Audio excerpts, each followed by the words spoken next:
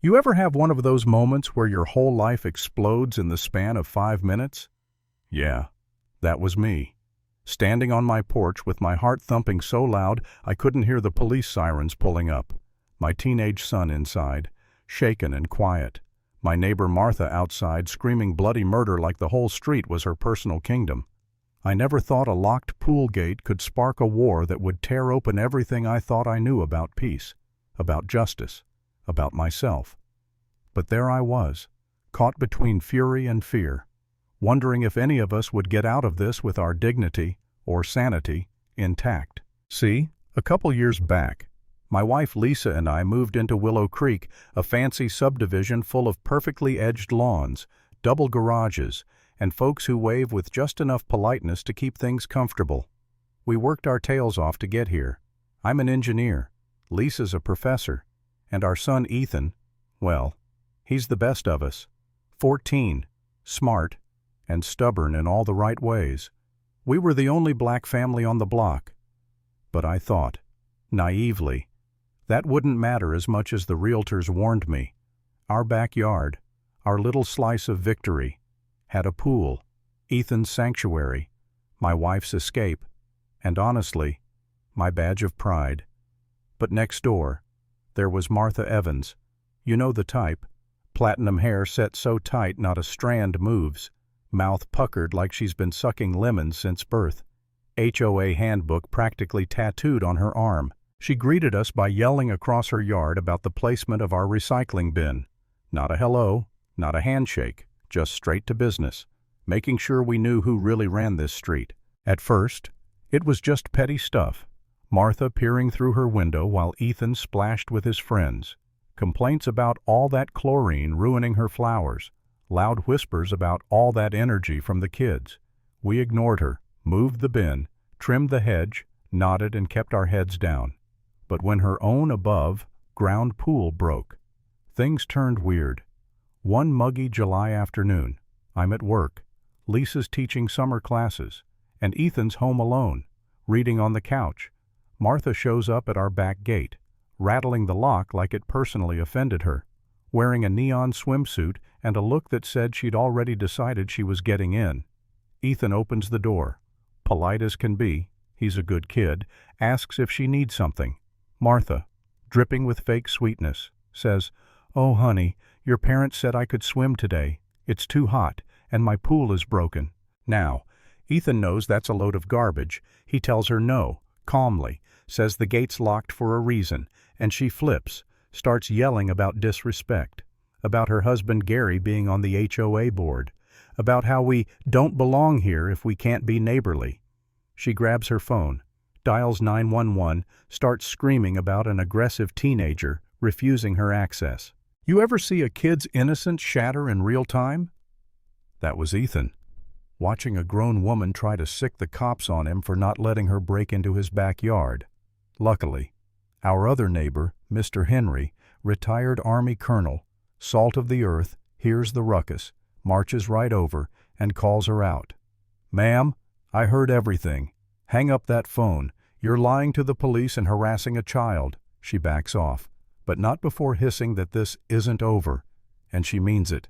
Within an hour, 2 police cars roll up, lights swirling, officers stepping out with that bored look like they're expecting to break up a barbecue. I pull in behind them, adrenaline burning, hands up, calm voice, because you learn to be careful in neighborhoods like this. They take everyone's statements.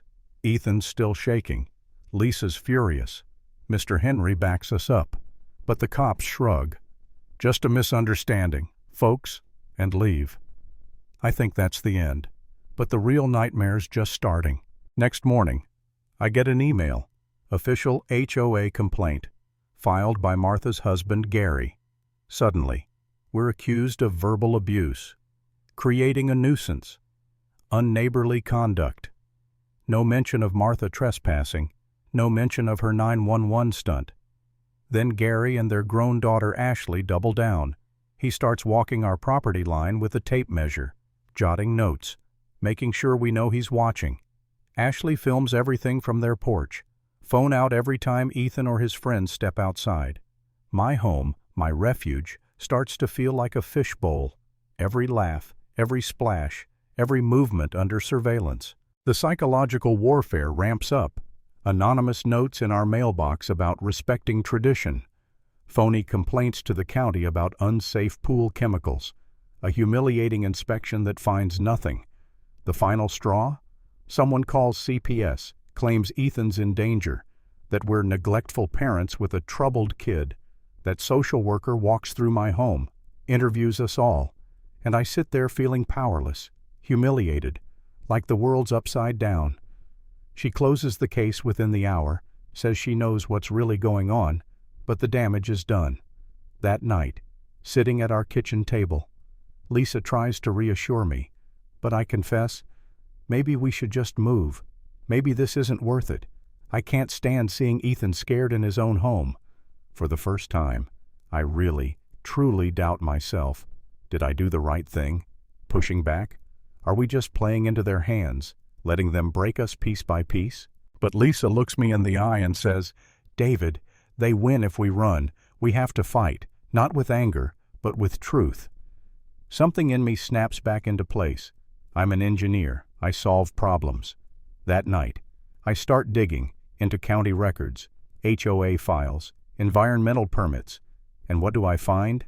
The Evans family, these so-called guardians of community standards, have been illegally dumping gray water into the protected creek behind our neighborhood for years.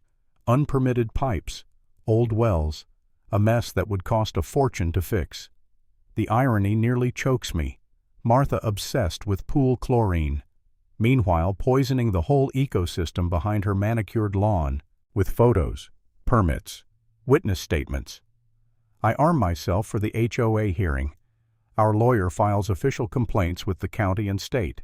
At the hearing, Martha gives her best performance, tears, shaky voice, painting Ethan as some teenage menace.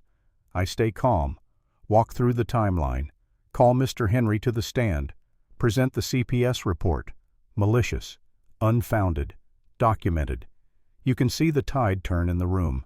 The board votes, unanimous dismissal.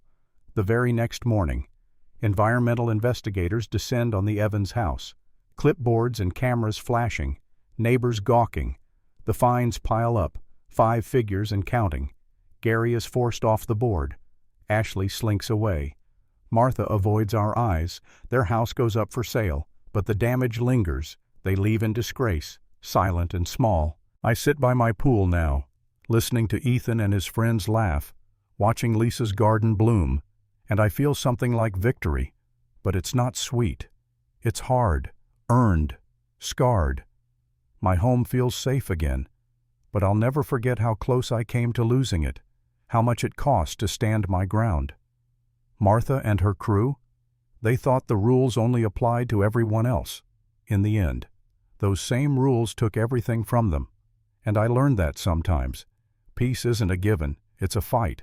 One you have to win over and over, brick by brick,